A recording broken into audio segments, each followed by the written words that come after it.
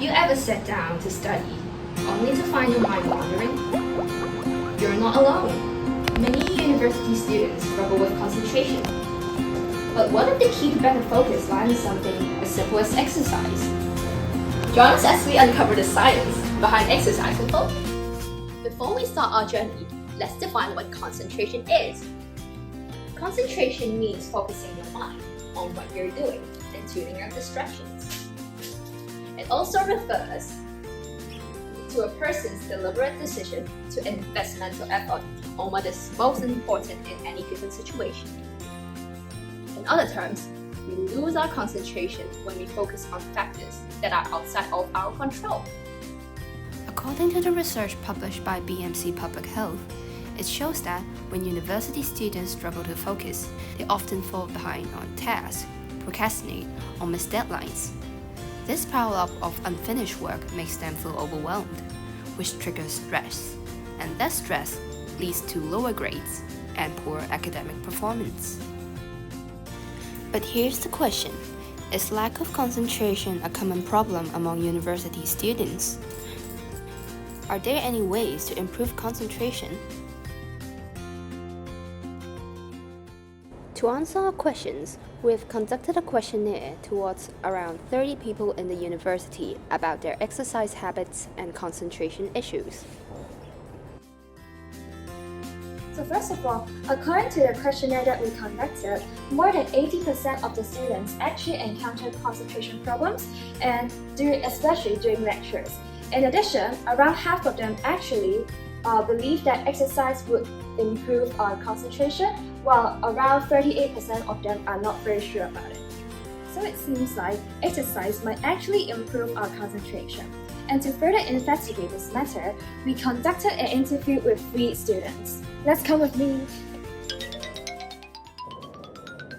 So how well do they know about the connection between concentration and exercise? I think exercise definitely helps with focus, because whenever I go for a run, I will be more able to focus and ready to study afterward. I'm not so sure. I've tried exercising before studying, but sometimes I just feel tired. Maybe it depends on the type of exercise. I've heard that exercise can reduce stress, which might help with concentration, but I've never really tested it myself. To test the relationship between exercise and concentration, we recruited a group of university students as participants. Here's how the experiment worked. In the first week, the students avoided vigorous exercise and then played an online memory game twice. Once they got familiar, they played it again to record their completion time. In the second week, they repeated the process after adding 15 to 30 minutes of moderate exercise to their daily routine. We recorded their completion times for the memory game and compared the results. So what did we find? First of all, our average speed in week 1 is around 109 seconds. Fast forward to week 2, it has already decreased to around 67 seconds. The average decrease is around 38.6%. One of the most significant changes happens on our friend, student Chen. In week 1, 125 seconds was used, while in week 2, she went faster and shortened the time to 70 seconds. It decreases 44%, which is almost twice the speed compared with week 1. Shorter reaction times indicates better concentration. To conclude, the result of shorter reaction time aligns with our hypothesis, suggesting exercise can enhance concentration.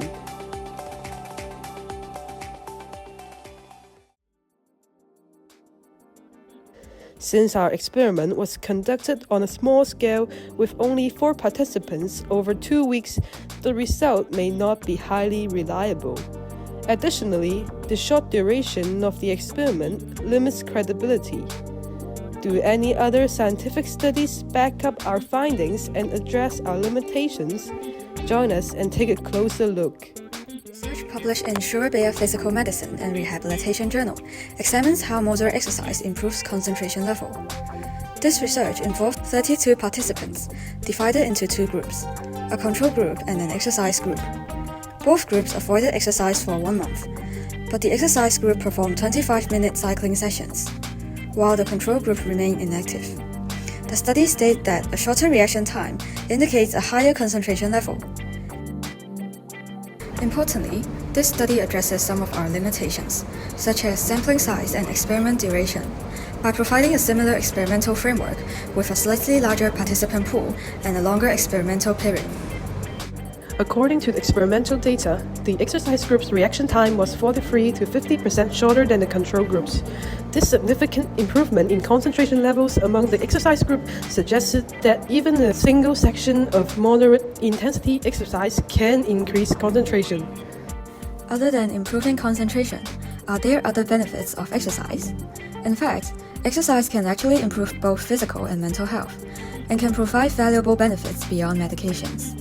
According to an article published on Vascular Medicine Journal, regular exercise improves blood pressure, helps manage cholesterol and weight over time, and prevents some of the problems caused by diabetes. All these improvements serve to reduce the risk of cardiovascular disease, such as heart attack and stroke. Furthermore, exercise can trigger the release of endorphins to help improve mental health and reduce the effect of depression. Quality of sleep and quality of life also tend to improve with regular exercise. Overall, being physically active and engaging in dedicated exercise are both important for overall health. But how much exercise should we actually do? We have invited a student who participated in our questionnaire, majoring in physical education. So, do you have any exercise recommended for young adults? The World Health Organization listed that young adults should do at least 150 minutes of moderate intensity aerobic exercise, or at least 75 minutes of vigorous intensity aerobic exercise, or an equivalent combination of the two for a week. Since Hong Kong people always live a fast-paced life, it is generally recommended to integrate aerobic exercise in daily life. For example, adults can alight from transportation in advance and walk to your destination, or use the stairs instead of lifts or escalators. So what have we learned? Our experiments, along with scientific evidence, suggest that exercise can indeed improve concentration and cognitive performance. So the next time you're struggling to concentrate, consider taking a break and going for a walk. Your mind and body will thank you.